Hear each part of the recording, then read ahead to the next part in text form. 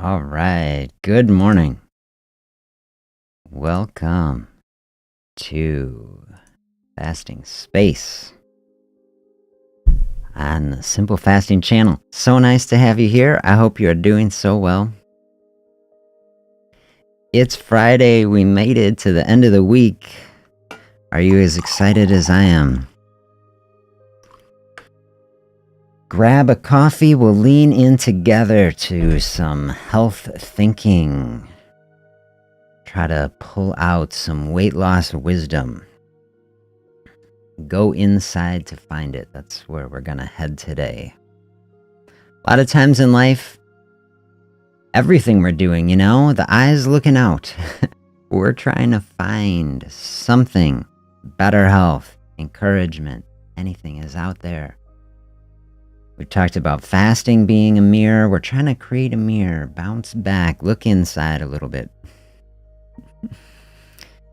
Go inside. When I was writing the title, Go Inside, I was thinking of how cold it is out and thinking of mom yelling, like, go inside, get inside. Try to get outside too, even in the winter, even if it's cold. There's a lot of wisdom outside. I talk a lot about learning from nature. Trying to get into the rhythm of the seasons, learn from the cycles of this beautiful planet that we get to live on, that we're a part of, and that we want to incorporate ourselves into. I really believe a human being is the type of thing that just thrives as we connect to the earth. We're a part of these cycles. And so that's all good thinking. Today, though, we're going to be thinking about diving inside. A weight loss process, it happens inside. We're trying to access energy that is inside of us. That is an internal process. And so, yes, we have to interact with the outside world. We got to buy food. We've got to bring it in. We're trying to control that process in the most thoughtful way. Had a real thoughtful discussion about that yesterday. Portion control. And then using that squash as the metaphor with the thick skin, carving that out, that protective barrier that fasting can do. Protecting that interior environment. We can almost, imagine ourselves as like a squash, mirroring that. Have that barrier protecting that precious, nutrient-rich internal space. That's what we're trying to do. I love that. Thinking of ourselves like a humble little squash. This is like my favorite food. So today we're going to reflect on it. Going to bring us back to this reflection pool. And here's this quote I found today. I loved filming this. I don't know. This is on a loop. It's like 10 minutes. I stood and watched this wintry scene over by Lake Wingra here in Madison. And I just thought it was so cool. The whole lake behind this is like a little pool. On the other side of these reeds or whatever is the main lake is all frozen over. But here's this natural spring. It's 7 degrees out, but this water doesn't freeze. So cool. Here's a centering quote for our day, which I came upon yesterday from Rumi. Yesterday I was clever, so I wanted to change the world. Today I am wise, so I am changing myself.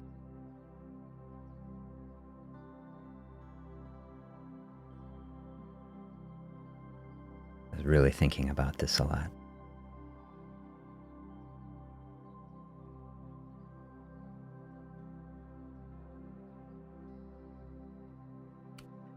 Yeah, it's a good quote. I think about it. The perspective that I'm having with it, say, today I am wise. I'm not necessarily feeling super wise. Maybe you're feeling that way. Like, oh, is this some self-aggrandizing thing? Just say, oh, I'm so wise, or whatever. It's an aspirational quote. If I were writing it, I would say, today I'm attempting to be wise. Today I'm seeking wisdom, and so I am seeking to change myself. It's very easy these days to look outward at the world and say, boy, I wish this was different. I would like to change some things.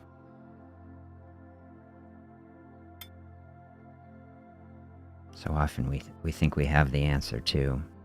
We feel very clever, like this is saying. A lot of teachings, especially in the Eastern, traditions, would say we change ourselves first. We can't change other people much as we want to. We try to change other people, can't really do it. If there's a way to change other people, perhaps it's by changing ourselves and setting an example, inspiring people. That's where this is going. Today, we're moving toward wisdom. Today, we're at least attempting to do it. So we aren't going to try to change the world. That's like forcing things out there. We aren't going to force anything. Going to do the work of changing ourselves. This is what a weight loss path is. This is what a health path is. This is what a personal development of any kind is, all the same path. Trying to change ourselves. We're going to be looking inward here to do that today.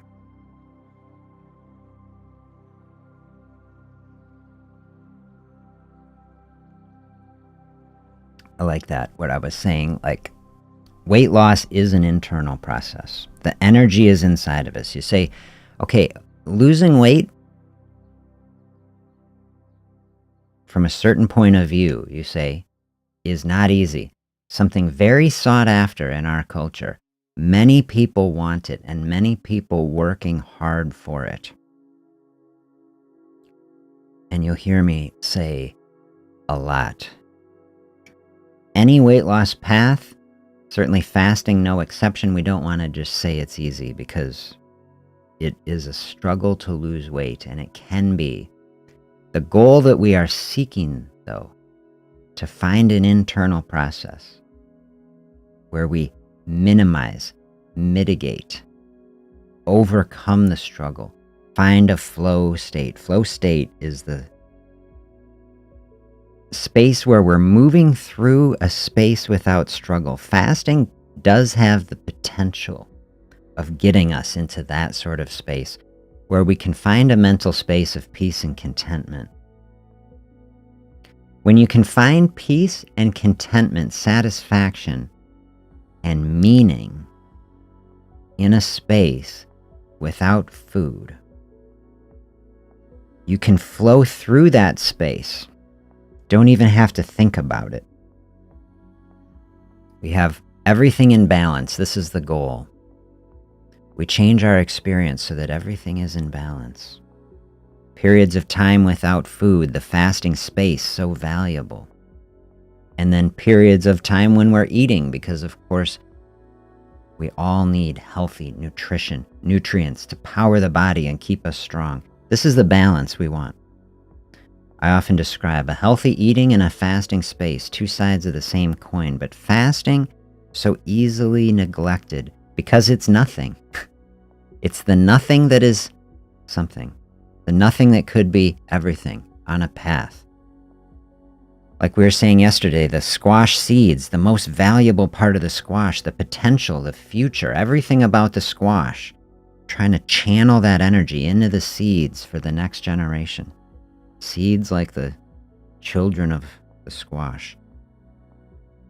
Channeling all of our energy and resources into the next generation, help them to thrive and flourish. That's where the value is. Most people having a squash, they just scoop that stuff out, throw it away. Easy to overlook. Overlooking the most important part. Fasting so easy to overlook. Here's the practice that can bring things into balance. So you say, okay, if we're saying a weight loss path, you say that can be difficult. A lot of people putting a lot of effort into it. Struggling with it. I make this motion, you see, fist, struggle. We're more of the mindset here of like this. We want to let go of the struggle. The practice of changing ourselves in a weight loss space, like letting go of the struggle with it. This is how we get into a flow state. This is how fasting can help us open it up. Just speaking these words, right? Then when I do that, see what I did? I take a big deep breath. This is showing us the practice of how we flow through a space without stress and struggle when we're letting go of it. Body's showing us, take a deep breath. Let go of the stress. Let go of the struggle. Let fasting do the work. This is where we can lean into it as we're diving deeper internally, building a relationship with the body, trusting the body, coming to learn of the energy and the resources the body has, that we don't have to do everything. We don't have to struggle. Body doesn't want us to struggle. Body has been saving energy for us. This is what body fat is. This is what extra blood sugar is. If it's building up in the body can store these energy resources for us so that we are able to flow through a space without food if we encounter it.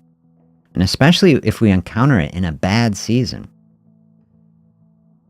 We're so fortunate in this space that we're in, this Gilded Age, surrounded by food. Like most human beings is struggling to get enough food to feed their family, survive, make it through the lean season. We have this incredible opportunity here to be present in this moment where our struggle is like, how do we say no? We have so much abundance. We have to learn to say no.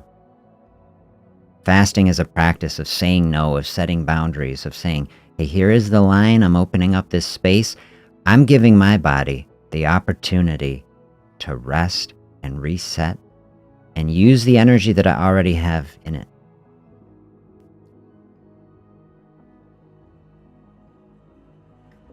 This is what I say every diet misses. Every diet will tell you what to eat, but it doesn't tell you to stop. And this, when to stop, how to stop, that it's okay to stop. So keep eating all these healthy things, even if you have a healthy diet. Sometimes it's just too much to take you on a weight loss path. Body not always share our goals. From a certain perspective, body's not unhappy to have a reserve. Reserve can come in very handy in a difficult time. We need to see a weight loss path is a communication within the body. We can split it out, our mind and our body. Not really separate. We're a mind body, but we can think of it differently. We have our thoughts. We're trying to change the body, which is changing ourselves. That's this quote. Trying to be wise, trying to change ourselves. So we have a dialogue between our mind and body. Fasting, getting into that space where we can actually do it.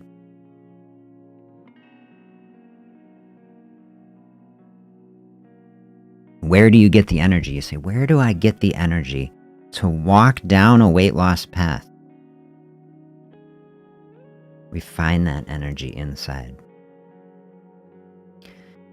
The energy that we want to power our weight loss path, the actual weight we want to lose, it is the energy. As we're looking inside, we find the energy. We open up the space to use it and let it flow out.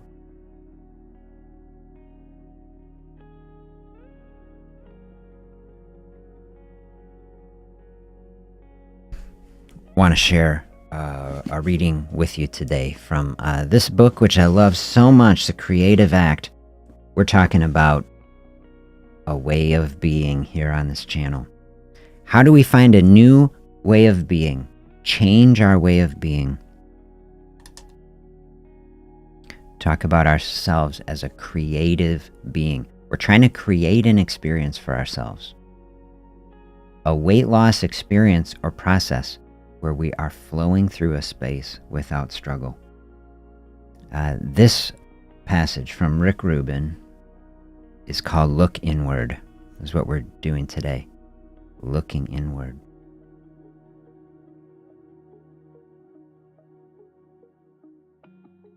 This first section is kind of like a stream of consciousness writing, I think. He's like noticing the external world. Maybe he's just sitting, I'm picturing him just sitting in a space. Maybe even he's dictating this, like, here's what he's noticing externally. And then we'll flip it over in the second half.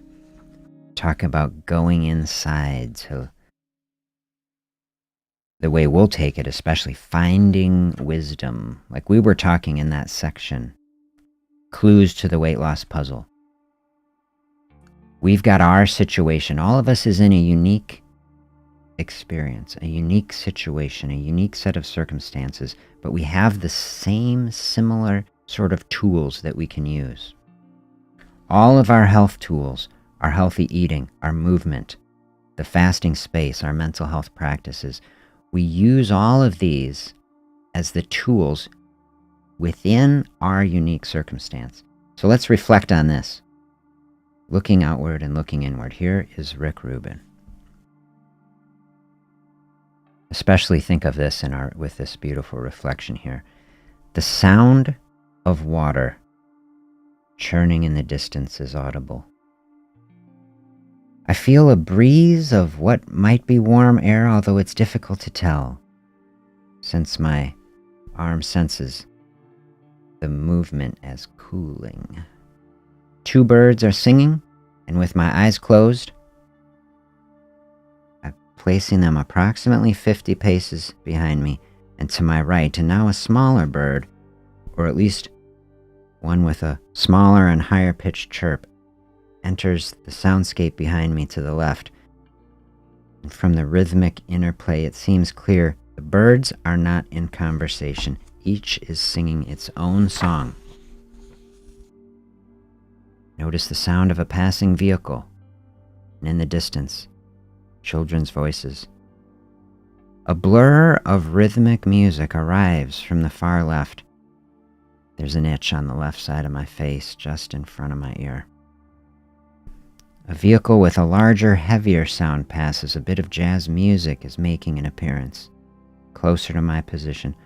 Only now do I realize I turned that on earlier, at a quiet volume, and it had been inaudible until this moment. Someone arrives. I open my eyes. It all goes away. All right, so that was like his first flow through this kind of meditation space. He's clearly, outside somewhere, just kind of experiencing this state. Interesting. And then he continues. It's common to believe that life is a series of external experiences, and that we must live an outwardly extraordinary life in order to have something to share. The experience of our inner world is often completely overlooked. If we focus on what is going on inside ourselves, the sensations, emotions, the patterns of our thought, a wealth of material can be found. I would say, for our purposes here, a wealth of wisdom about our specific situation and how we move forward on our path without struggle. This is where the clues to the weight loss puzzle are, I say. The instruction manual, we say we've got our tools that we can approach, the same basic tool set, but how do we use them? How do we put them into practice in the intricacy of our own situation? He continues, our inner world is every bit as interesting, beautiful, and surprising as nature itself. It is, after all, born of nature. It is nature. We are nature. We need to start seeing ourselves that way, I say. When we go inside, we are processing what's going on outside. We are no longer separate. We are connected. We are one. Yeah, this is the type of thing I really want to help us build here. That's why I'm trying to bring us into this reflection space in a beautiful natural space. This is the reflection, the mirroring between the two. We want to learn from nature, then we see we are nature, and these things flow back and forth. We use the wisdom and insight we gain both externally and from our inner reflection to chart our course in a beautiful, healthy, positive direction. Rick says, ultimately, it doesn't make a difference whether your content, your thinking originates on the inside or the outside. If a beautiful thought or phrase comes to mind, or if you see a beautiful sunset, one is not better than the other. Both are equally beautiful in different ways. It is helpful to consider that there are always more options available to us than we might realize. To me, I thought those were inspiring and helpful words. Do you ever feel stuck? Do you feel stuck in a process? We're trying to move in a direction. This is what we have to do on a weight loss path of any kind, whether someone is practicing fasting or they're not practicing fasting. You're going to be flowing in a direction obstacles come. This is what it is like to move toward anything of value in life. Has this been your experience? Trying to move toward anything truly valuable in life is very rarely a straight line. Don't you wish that it was? I showed a picture here the other day that was of this incredible river, Horseshoe Bend, I think in Arizona, of this river that goes all the way around this whole huge curve in this canyon and gets almost back to where it started before it goes on its, way.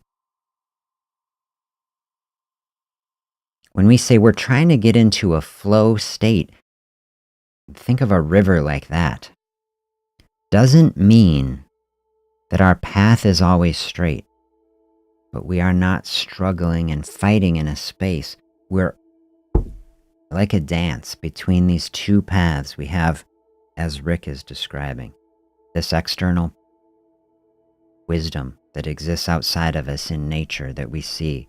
We see the internal wisdom that we can have through our reflective process. Anytime that we're stuck, this is what I see as the big path. We can navigate between those two spaces. We're getting stuck in our own head and our own thoughts. We can find a beautiful space like this outside in nature. See the sky reflected in the water. See the little otter swimming by and the birds coming. And we can gain wisdom and a fresh perspective from that. And if we are flowing in that direction and then we're hitting a boundary, then we can go inside. And we can reflect. And the body and the mind together, this mind-body being, it'll serve up the struggle. The body knows what is going on inside the body. The body knows where the energy is. The body knows where the barriers are.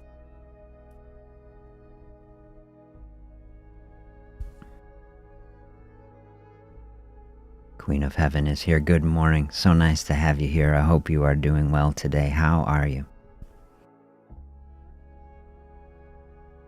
So as we get into that mindset, into that space, we give both the mind and the body the opportunity, the perspective to share and communicate the experience.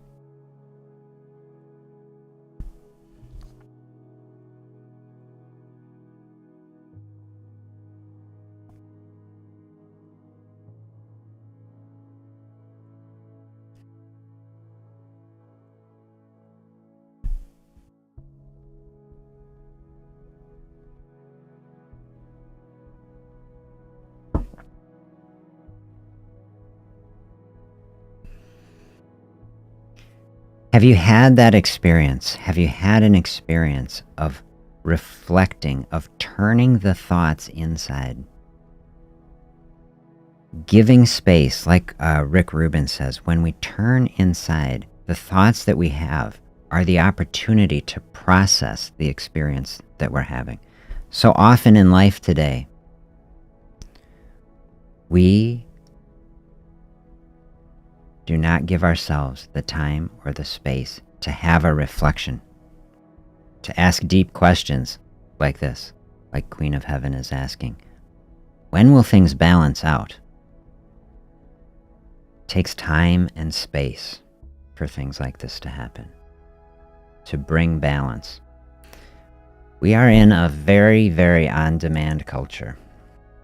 Very hard to sit in a space and not get the results that we want and expect on the exact time frame that we have. This is the type of question that I think is perfect to ask, though. When will this thing that I am dealing with balance out, and what does that look like?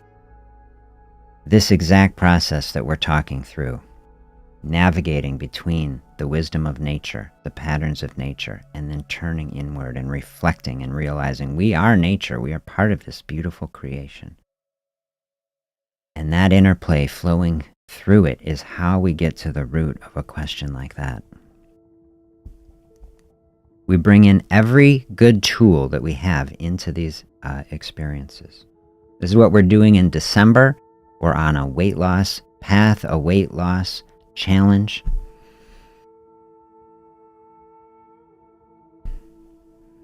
There are time frames that are operating, that are bigger than we want. I put a video on the channel maybe even 2 years ago almost. What did I even call it? Something about healing your metabolism. Let's see if I can find it for us. But I told the story of how I had a serious injury to my foot when I was running. Metabolic healing is the big words on the title. Heal your metabolism. Patience builds success, from the fall of 2024. And the thinking I did in that video, telling the story of healing on my foot. I broke my foot in a couple places. I tore all this cartilage. It was a stupid accident. I'm a big runner. I talk about running on this channel. I started running in 8th grade, more seriously, and track and cross country and running races and all this stuff is a huge part of my life. I do love it. And that injury was really, really hard for me. Running was a big part of my mental health process, processing stress, and couldn't run. It was so frustrating, and working in rehab and all these things. So I became a biker for at least 5 years. Rehab, could not run, so much pain in the foot. And I really thought through the time frame in that video. So whatever it was it 5 years? Was it 7 years? It was a long stretch of time where I didn't run and I biked. And then one day, I was walking, my foot is feeling fine. And I did a little jogging and I didn't have any pain. And then over the course of a couple months, I built it up. And now here it's been, whatever it's been, another 5 years. And I ran my first marathon, and I thought I would never run again. I talked to an ortho doc. They said, you probably won't be able to run. And then healing happened. My foot is ostensibly fine now. Who knows, 10 years from now, I'll be getting older. Maybe it'll give me trouble. Who knows? But healing took place on a longer time frame. This is what I am communicating. I experienced that personally.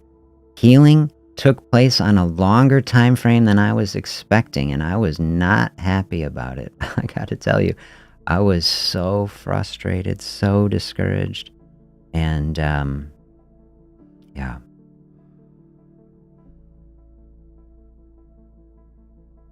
We bring a lot of expectations to our process, and a lot of a process when we're going inside is like getting over ourselves, getting over our expectations and of what is going to happen, and embracing a spirit of openness. Yes, being open to healing, not demanding it though. Trying to listen, like Queen of Heaven is saying. Like, what is the message? What is the communication?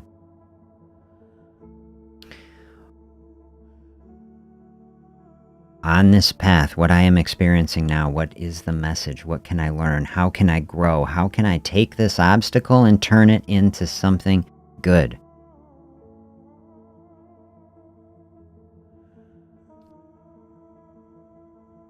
How can we, like this, lean into the space and make it positive?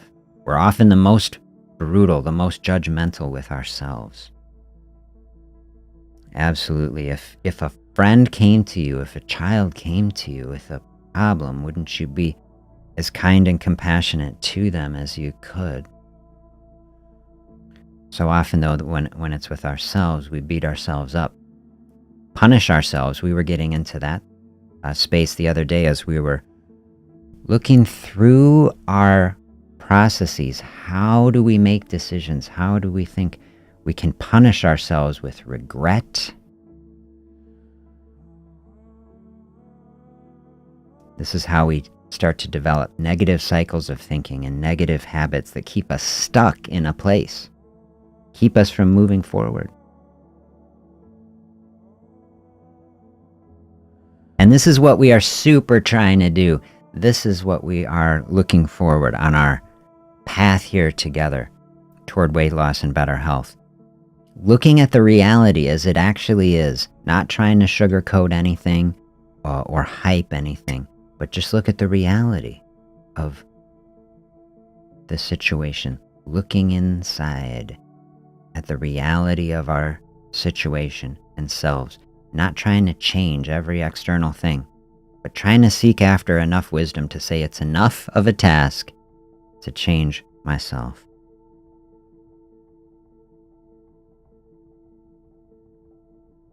And we can do it. And we are doing it. This is the process of doing it. Dedicated, intentional time, carving out the time and the space to say it is a priority for me to walk my path, to get on the path toward better health and healing, to be open to it. That's a daily practice. Every day we want to be taking that space, that time to say, hey, what are the priorities here in my life? What do I need to be paying attention to? Where do I need to bring that awareness? Opening up some space for reflection.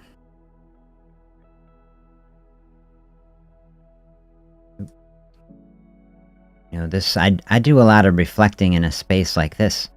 What are we doing here in a fasting space program? What has the most value? I want to create spaces and opportunities to help all of us, myself included, reflect. I know some people have given this suggestion, say, oh, we got to take a space, turn it into a meditation space. To get Dr. Z to stop yapping, and just open up the space.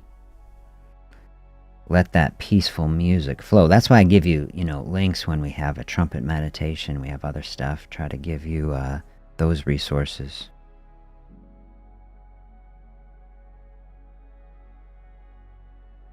In an ideal world, if we're really trying to reflect, say we would head together and we'd actually be physically here in this beautiful natural space where we can hear the wind and we can hear the birds and we can feel the breeze on our face and we can breathe in the fresh, cool air, and then we say, well, we're really a part of it. And here is the other side where we're using technology, I think, in the best possible way. That's why I like the live so much. Like, we're connected over huge amount of space. We don't have to fly across the country or around the world to be together. We can virtually be, together, and we use a technology to help us connect in a thoughtful way. I love that. But then use it also as an inspiration to get outside and take a walk and actually do connect more broadly and deeply with that external world, nature, and let that flow back into our meditative practice. A meditative practice, I think more about it. Can we facilitate it online in some fashion? But, the best way to get into a thoughtful meditation sort of space, shut the screens off, get everything electronic out. Maybe if you need a crutch in that space, have on the gentle music. If you have the racing thoughts, if you say, oh, I can't really calm this down, music is the type of thing that can help you calm down the nervous system, help you to breathe in a slower fashion, process the stress that you're having. In the bigger space, the next level, like the next level of fasting, we start in a fasting space. Doesn't have to be a long period of time. Can be a small, gentle amount of space. Fasting never pushed to a level that is longer than you want to have it. Fasting should feel like a curiosity, like an exploration, like a gift to the body, never a punishment or a restriction. If you're getting into that sort of space, I always tell people just stop. No need to push into that space. So I tell people it's just 5 minutes, you can start there. And then as you build it and you're building that trust with the body, you say, oh, I see, we can open up this space further. Now we're getting to a couple more hours. The kind of standard called intermittent fasting that people would talk about, say 16 to 18 hours in a day without food. A big chunk of that is just sleeping and then opening up another space. Maybe a bigger space in the evening without food, maybe a bigger space in the morning. That's kind of what I say is like level 1. We're trying to get to first base, we're trying to get to that first step. Just opening up as much space as you need. Some people opening up 16 to 18 hours of food-free space usually looks like eating 2 meals in a day, like a lunch dinner or a brunch dinner, something like that. That sort of space, people often experience slow, steady weight loss over time.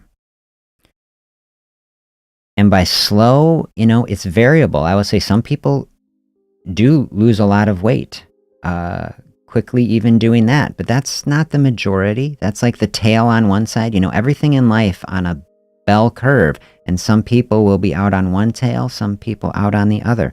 Most people kind of in the middle. I really like the saying, the secret to happiness in life is low expectations. I really do love that. When we have low expectations, it can keep us from being disappointed. It helps to keep us grounded. It keeps us in a thoughtful space where we say we're not overwhelmed with pressure. So much pressure in a weight loss space, and we want to stay far away from that. So when we keep our expectations lower, helps us widen our time perspective. Say if we're on a journey of health, to me that is a lifelong process. We're trying to develop a way of being in the world that is flowing through a space without struggle so that it can become a long-term process. Like years and years, like so many times people looking for a diet, people looking for something they want to lose weight quickly.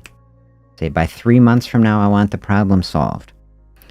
I'll tell you, you can make a lot of progress in 3 months, huge amounts of progress, absolutely. And a fasting practice, the intensity of it can be dialed in very significantly, is a very, very powerful practice. What I try to help everybody do, though, bring the expectations way down so you take the pressure off so that you give yourself the space and opportunity to learn how to do it thoughtfully without cranking up the intensity for a level where you could ever feel overwhelmed, because you can feel overwhelming with it. You want to train yourself up in it and practice it so that you build a strong and solid foundation. And then you build off of that practice as needed. So sometimes I tell people, which I still go back and forth sometimes about, should I do it? I tell people, what if you lost 1 pound in a month? And I still keep with it because I like it. I tell people, what if you lost 1 pound in a month? Most people see what your perspective is. Most people be disappointed to hear that. They'd be like, are you kidding? Am I going to come to your weight loss consulting? I don't want to lose 1 pound in a month. I want to lose 10. Okay, I'm very open to try to help someone, lose as much weight as they want. But just as a thought exercise, I say this is a very interesting place to start, to just say 1 pound. The national data on losing weight is that it varies. Some series say only 3% of people who go on a weight loss path actually weigh less by 3 years. And there's a lot of people who experience a lot of round tripping where they go on some weight loss process that was not sustainable for them, and they lose weight initially and then plateau and then regain weight. So I say, as a thought experiment, what if we lost 1 pound? It wasn't big and flashy, almost hard to see within a margin of error of a scale, but it's something that was sustainable and you weren't stressed and you actually felt better. And you say, I can stick with that. And then it was 1, 2, 3, 4, and we're stepping through time and everything keeps going in a good direction. And then you say, well, I could stick with that. Then there's no next thing. The thing I really want for people is to realize, hey, if you found a fasting space, if you found a process that you can flow through a space and is not so much of a struggle for you, like whatever level you're at with it, that's a space that you can sit in. That's like an okay space to be, even if it's a space where you're not moving that much. By practicing it, you're building the foundation of a practice that the sky is the limit with it. And then you can increase the intensity as you feel called to do it. As you feel like the body strengthens. I have a session on here. Fasting can make you strong in a number of different ways, especially fasting combined with exercise, putting the exercise in a hormonal environment that supports muscle growth amazingly. But then specifically also our mental strength. Physical, mental strength, the actual strength that we don't appreciate of training the body to access the energy that is stored within it. When we do not have a practice of giving the body space to access stored energy, then it's not very good at doing it. Those systems atrophy. And so a fasting practice is a training process, training the body to be running off that stored energy so the body gets better and better at releasing it.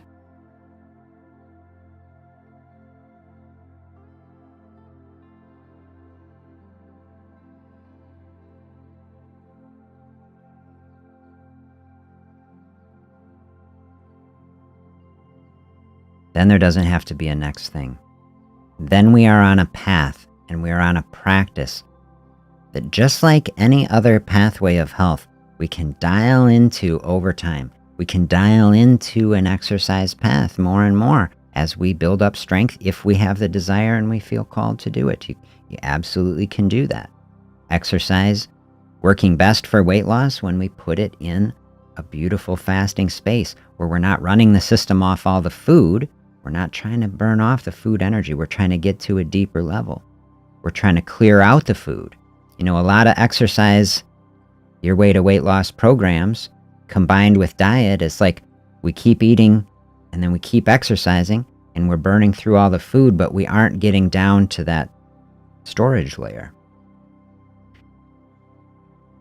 That's why I like to start with a fasting space, teach the body to handle a fasting space. Then when we add in other health practices, like the exercise, then it's like we're already have cleared out all that food. Instead of having to exercise to burn through all the food and then exercise more to have to burn down into that base layer, we've already cleared that out. This is how we take so much pressure off. I say let fasting do the work. We don't have to work so hard at it. This is how we get to a much more grounded, stable foundation where we can start to flow through it. Not having to struggle with an exercise through a space, so much work. Just being able to open up an amount that feels good, that we feel called to, that's saying, hey, this is giving me energy. I'm moving my body. I'm feeling good, is keeping the positive energy flowing. Not like, oh, I have to punish myself with it. And then the same thing, like choosing healthy foods. A big barrier with a dietary practice, you say, okay, we could have an exercise path to weight loss, a healthy eating path to weight loss. Fasting coming in, supporting these other things so much, can be such a helpful process. Melissa here. Hey, so nice to chat with you. Very nice to connect. Welcome to this space. So nice to have you here. Can be so much pressure that we put on ourselves through any sort of pathway, be it an exercise pathway, be it a dietary pathway. So if we are, so often, so many people, we're not aware of a fasting path. We're not aware of the option. We think that a diet of some kind, that healthy eating means, like I was saying before, every diet will tell you what to eat, according to that plan. But no diets just tell you to stop. It's like that's the missing ingredient in pretty much every diet. That we don't have the balance to it. This is why I describe fasting as like a filter. We can filter any dietary perspective through it.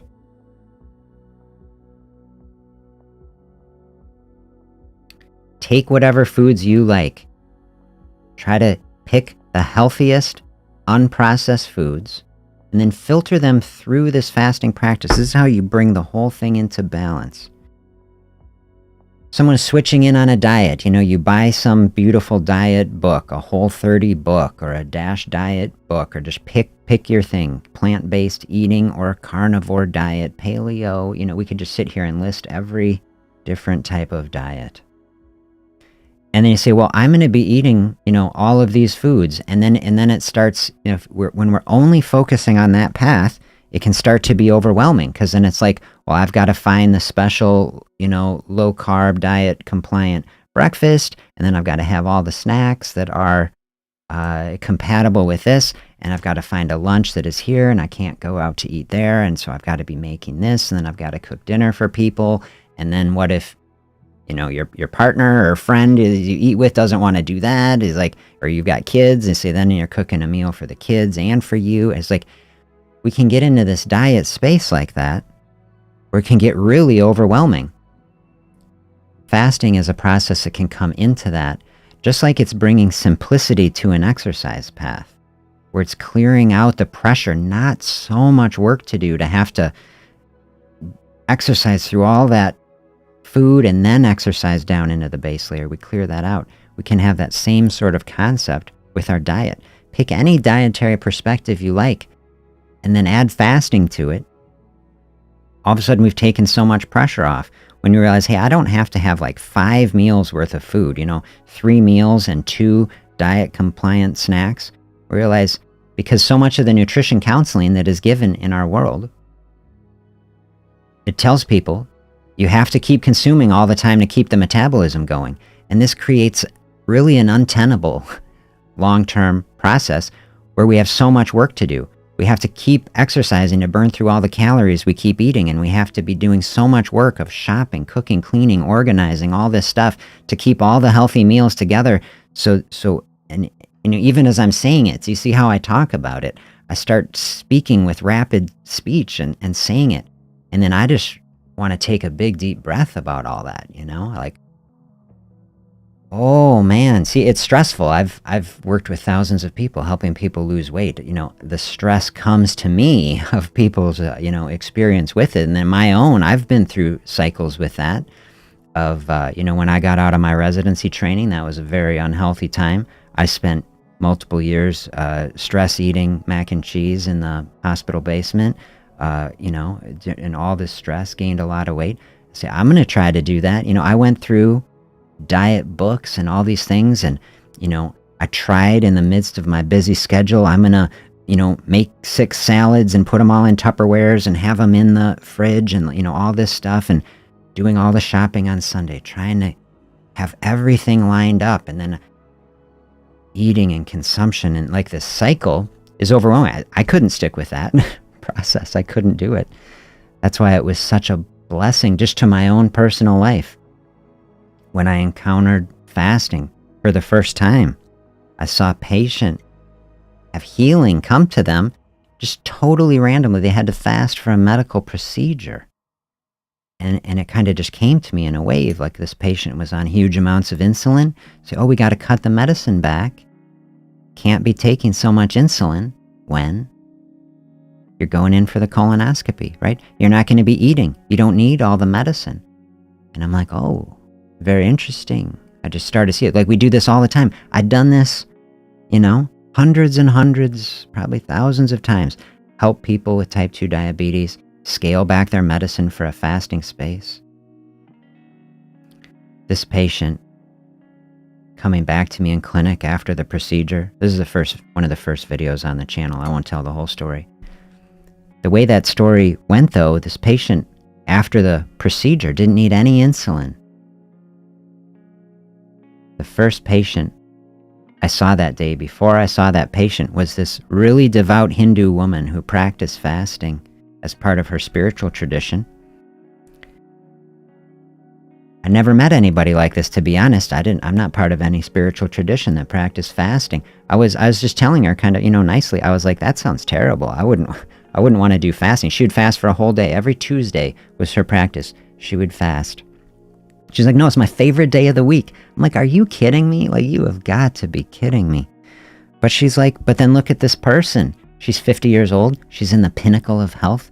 She had perfect weight and blood pressure, no metabolic problems at all.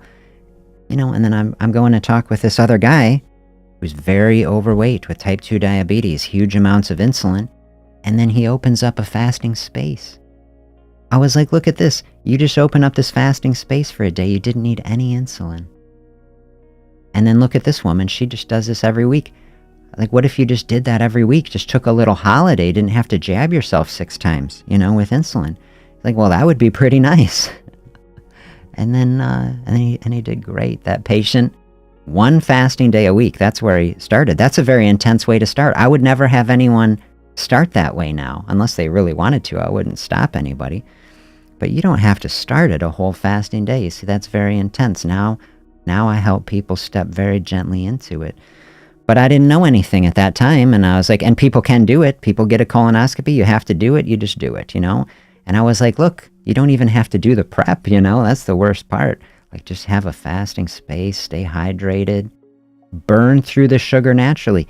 This is how you bring the system back into balance. You can see it so clearly when someone has a very bad blood sugar problem, because all of a sudden you open that space. If they have a blood sugar monitor on, you can watch the sugar come down in real time.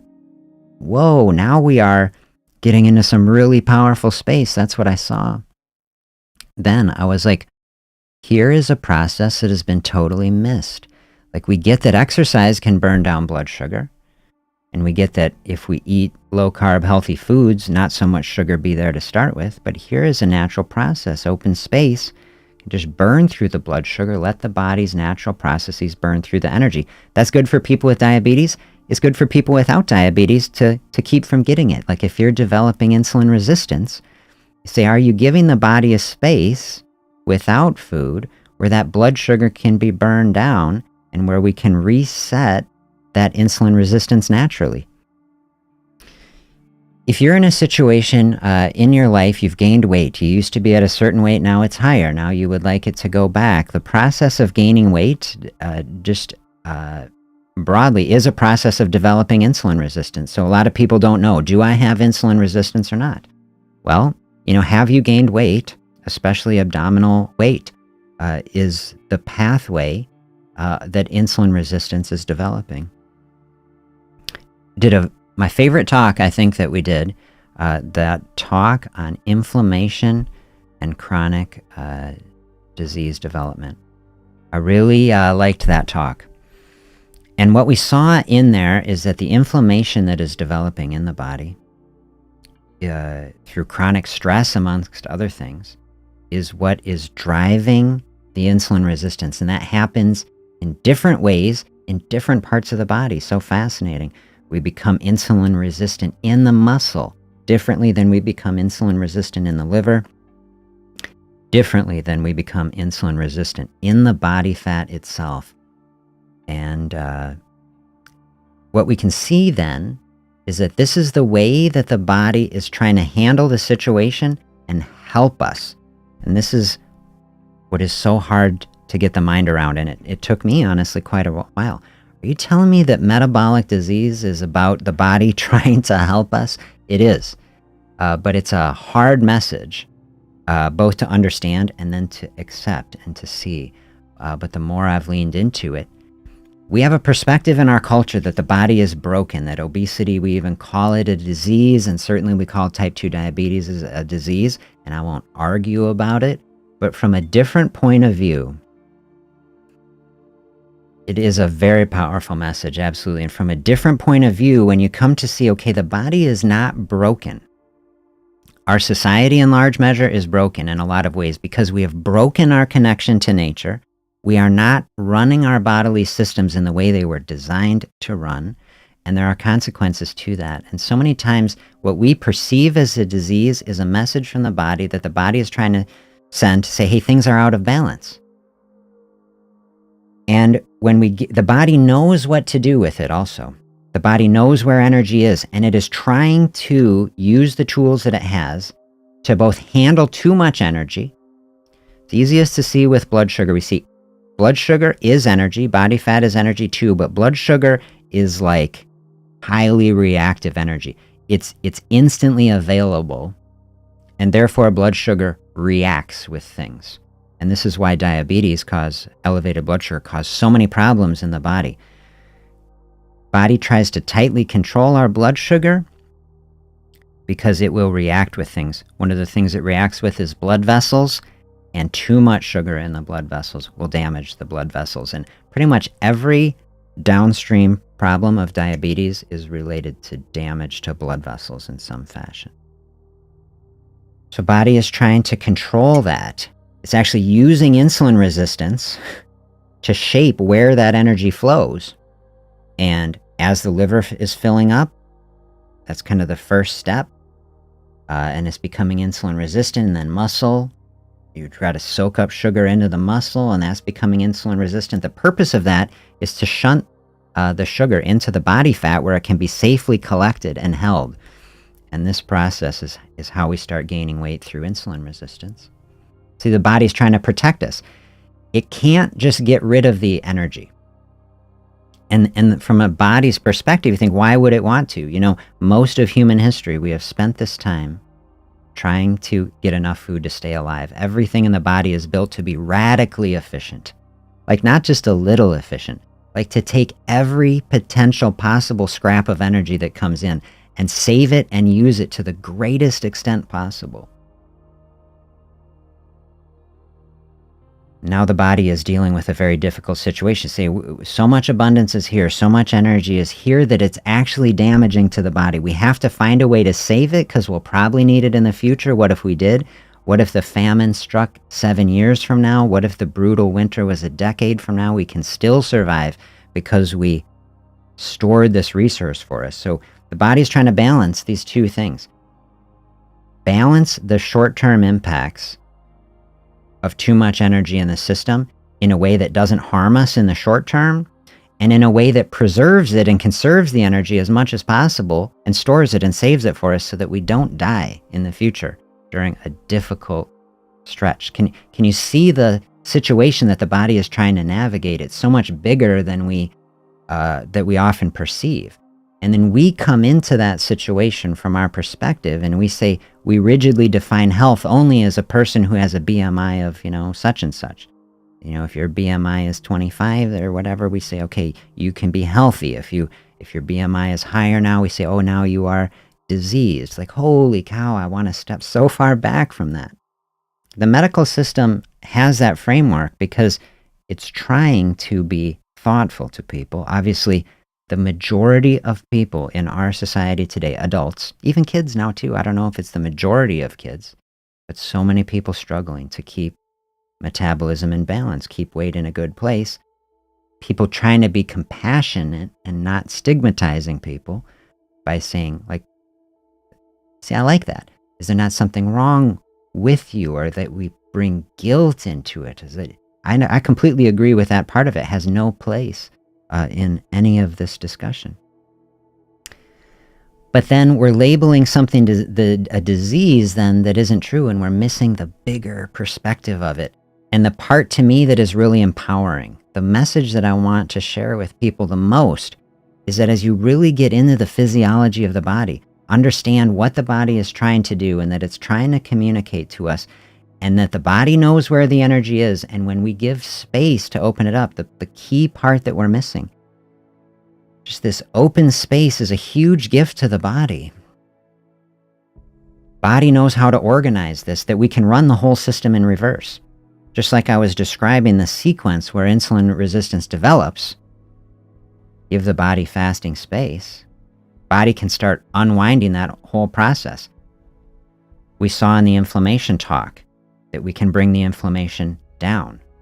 We can start to unwind chronic stress. That can flow backwards. The insulin resistance can go away, and we can start releasing that stored energy first from the body fat. This is how it is literally empowering. The power that we need to make a change, the power to make it through a fasting space, the power to lose weight, is within inside of us. It's suppressed, it's locked away, it's stored away in a way that isn't immediately accessible. It's basically waiting for an almost indefinite period of time until we give it the space to release it. This is what I talk about the struggle. About a struggle to lose weight, and that the actual path of struggling is a path of letting go of it. Fasting is nothing. There's nothing actually to do other than the mental work of doing nothing. This is the thing. We are doers, right? We think about doing versus being, and we're in a culture that is almost 100% doer. Maybe that's, we're here in America. America is a country of doers, and it's great. Okay, but also we're a country that's stressed out and not completely healthy. And so it's like we need to bring things into balance. To say, yes, we need to be doers. We need to, it's fine to be driven. But also we need to bring things into balance. And the process of bringing it into balance is a process of letting go. Yeah, mental work of doing nothing. It's a trick, right? And we've talked a lot in here about the connection that fasting is sitting in this fascinating intersection between our physical and mental health.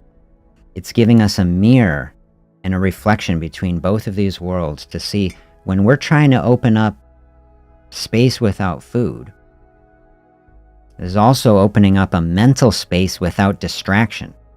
In our society, we don't have much space without distraction these days. Social media, 24/7 news, like everything, it is distraction, attention culture. They say attention is the new currency, right?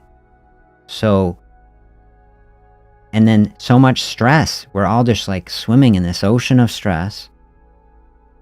So many times we use food to cope with that. We've described on the channel, food is the acceptable drug of our society, right? And it's effective, right?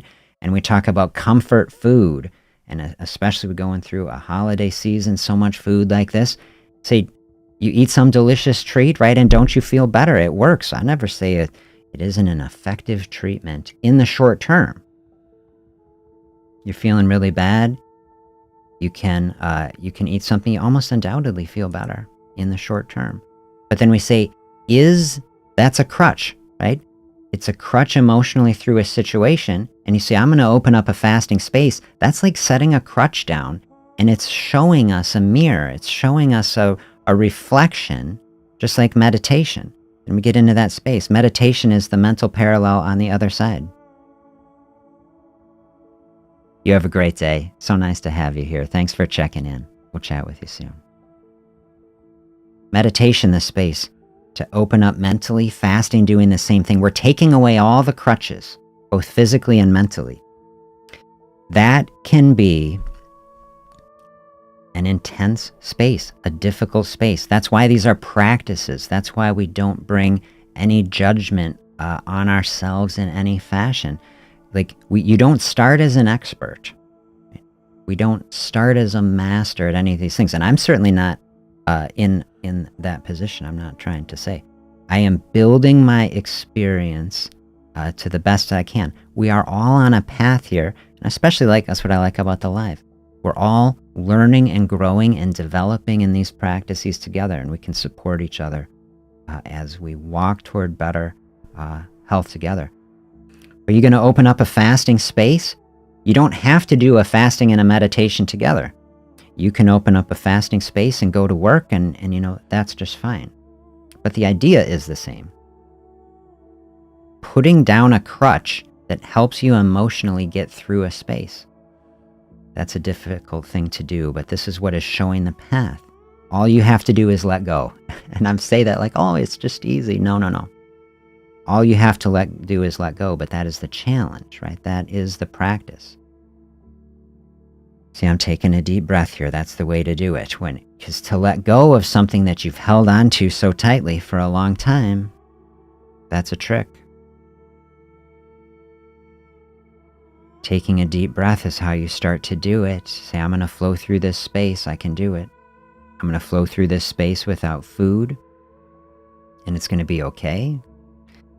If you feel called to do it. So I see it. I want insulin resistance gone. I want a weight problem going in the other direction. You see how this can be so empowering. You see it. The energy is inside of me. Give space to let the energy flow out. Don't have to do anything other than practice opening up. Letting the energy flow out. There can be barriers to that. I try to give you every tool to address them. Barrier number 1, feeling hungry. So much conditioning in our culture. We've been told, can't feel hungry, bad feeling, don't want to do it. You might run out of energy. Okay, do you see the irony, right? Keep an eye on the blood sugar the time, especially taking medicines. Anybody taking any medicine before you do fasting, look at my disclaimers on every video. Take a thoughtful conversation to your medical team.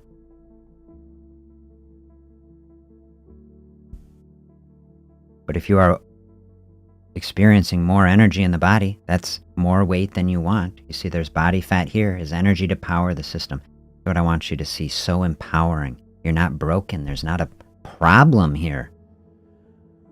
Body is working to keep things into balance. Yeah, we have a medication focus. Medications are incredible. I'm not opposed to medications. Medications, pharmaceutical companies, they do great things for people. We have to keep that into balance. But when the entire focus that is what medicine becomes, that health is only that path, we want to use that to the extent it is helpful. But of course, the optimal path, the thing that is better, is not needing them in the first place.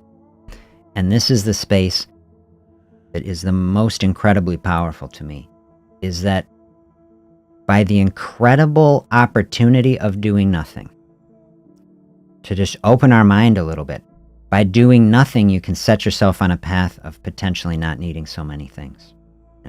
By not consuming, look what an open fasting space is.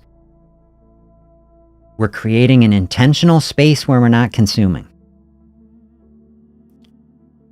That practice can open up enough space to bring enough health and healing into the body that we also don't have to consume pharmaceuticals potentially. See how it goes. The early part of my medical practice, for those who don't know, I was a primary care doctor, 16 years. Who can even comprehend the number of prescriptions that I wrote for people for metabolic conditions. I'm sure it's just tens of thousands. I mean, hundreds of thousands, probably thousands of patients for a decade and a half.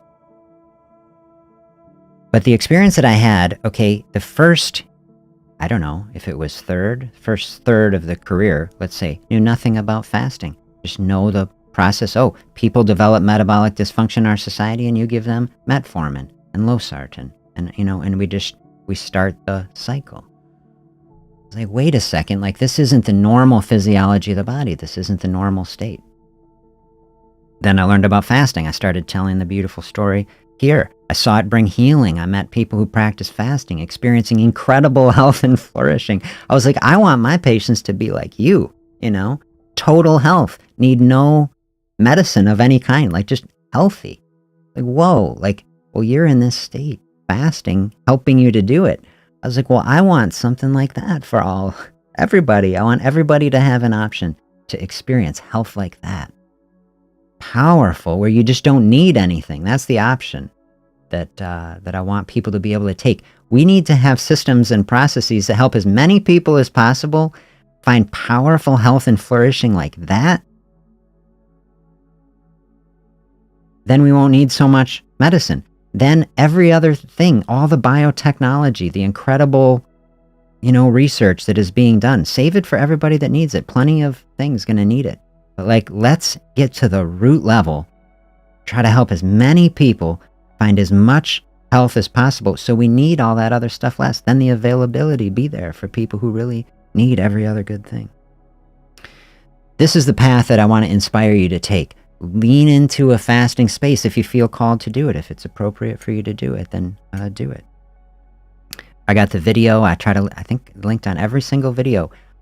Top reasons to avoid fasting. The main one is just you don't want to do it, okay? You don't want to do it, don't do it.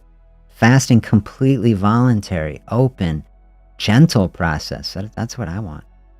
Never punishing yourself. Somebody who is in a bad emotional state with food. Okay, that's reason number 2 not to do it. Struggling with an eating disorder. Someone is not overweight. A lot of times, I've given lots of talks to big audience, 100 people, about fasting. Invariably, because eating disorder is so common in our society, no matter where you talk. Someone in the audience struggling with an eating disorder, binge eating, on one side, anorexia, bulimia on another. You don't need to tell someone with anorexia that fasting help you lose weight. Okay, it's obvious. Help them, but look at that situation, so inappropriately applied. So we want to be exceptionally thoughtful about our fasting practice. Fasting is a very powerful tool to help someone lose weight. Very powerful tool to help someone get at the intersection of our physical and emotional health so that we can have space to process our relationship with food, our dependence on it, and how are we using food? Are we using it as a social tool to connect with friends and family? A wonderful thing to do. Are we using it as a primary conduit to bring nutrition and life and vitality into our body? Perfect. That is the true purpose of food. Are we using it as an emotional crutch to deal with difficult emotional space? One of the most common ways we use food in the society, but not healthy. Now fasting, giving us an opportunity to reflect on that. Like our quote that we're looking at today, if we want to change ourselves, fasting giving the opportunity to get into that space and look at it. How am I using food here? What is the relationship? How is this helping me on my path, or is it a barrier on the path?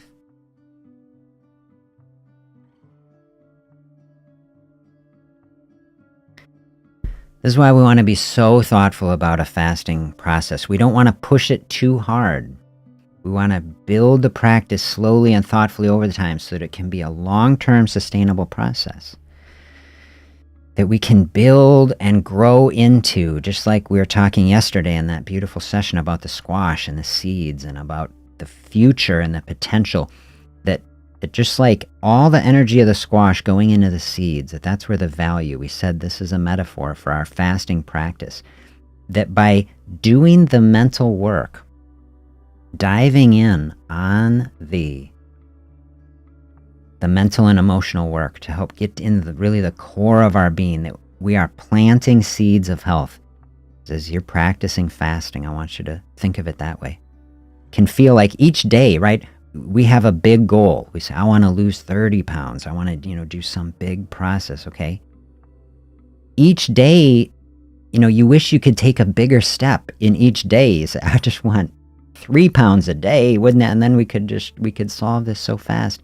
And so then we have to bring it down and realize, okay, within each day, we can only take one step here in each day.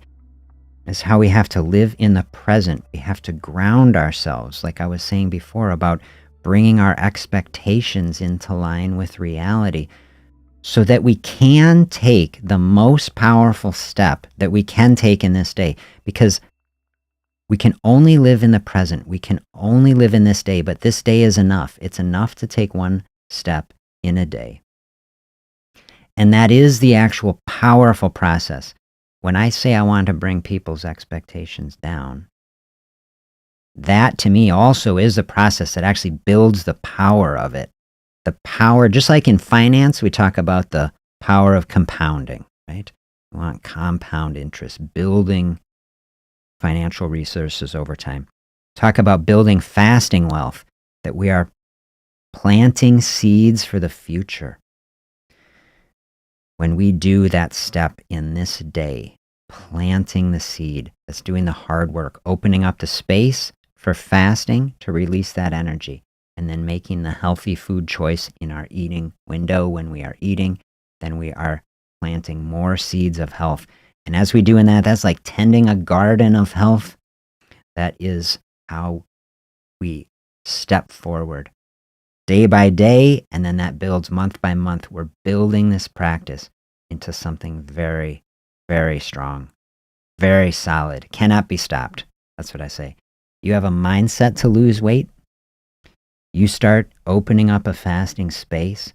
You have to be incredibly thoughtful and intentional to do that. You drill down into this deep space where we're bringing our emotions into alignment with the physiologic processes of the body, and we start dedicated, stepping forward every day on that path, giving ourselves grace along the way, realizing you never have to be perfect. Looking forward to holidays and good food. See, this is the structure that brings freedom. Okay, so many diets, so rigid, people feeling trapped. I can never eat as much as I want. This is why people blow up on diets. They get to a holiday, it explodes, and then people feel like they're off track, and then it spirals like this. So we are completely unwinding that process, getting down to a very root, stable relationship with food and our understanding of a process that helps us walk forward. Then we can enjoy our holidays. We can eat foods that we want, even if they aren't perfectly healthy. We say we have powerful tools and a powerful path and practice that we're walking on that can bring everything into balance. Holiday eating, no problem. Enjoy it, and it's perfect. You don't have to intentionally overdo things to the point where it is causing distress in any fashion. We talked about that yesterday. I'm going to put out a little video on the video side of the channel, clip about that today. But we have eating, not restricted from eating any good thing that you want. And then we put all of that then, fasting especially for the boring day, the non-holiday. Eating is how we connect with people, is like our most enjoyable thing. We have that. And the boring day, like the most days boring days, right? Go to work, do your stuff, all of this. Okay, we can open up that space, bring everything into balance. Really beautiful to share this space with you. I hope you have an incredible day. I hope it is filled with encouragement and joy and a powerful move toward better health. I hope these thoughts, looking inward and finding that inner wisdom that we have from the body, communicating about our situation. I hope that is powering you through an incredible, enjoyable, and relaxing weekend. And I will see you back here on Monday. Have a great one, everybody.